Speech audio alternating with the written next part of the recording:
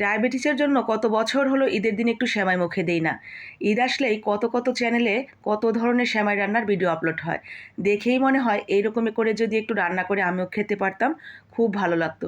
কিন্তু কী আর করব, আমার যে মরার একটা অসুখ হয়েছে ডায়াবেটিস, যার কারণে সব ধরনের মিষ্টি খাবারই আমি জীবন থেকে বাদ দিয়ে দিয়েছি। এক এক সময় খুব ইচ্ছে করে যে এই খাবারটা বানিয়ে আজকে খাবই, কিন্তু ভয়ে আর খেয়ে উঠতে পারি না। আহারে বোন, এটার থেকে আর কষ্ট হতেই পারে না। যে খুব খেতে ইচ্ছে করছে, আমার হাতের কাছে সব কিছু আছেও, খাওয়ার মতো সামর্থ্যও আছে, কিন্তু আমি খেতে পারবো না, শুধুমাত্র আমার শারীরিক অসুস্থতার কারণে। কী আর করবা বোন, জীবন যেখানে যেমন সেভাবেই চলতে হয়।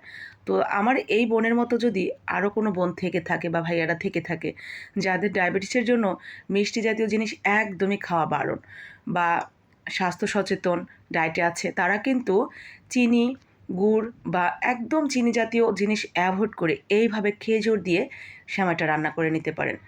অল্প কয়েকটা খেজুর দিয়ে এইভাবে সেমাইটা রান্না করলে খুব বেশি মিষ্টি হয় না, একদম হালকা মিষ্টি, আর খেতেও কিন্তু মাশাআল্লাহ অনেক মজার এই খেজুরের কারণে।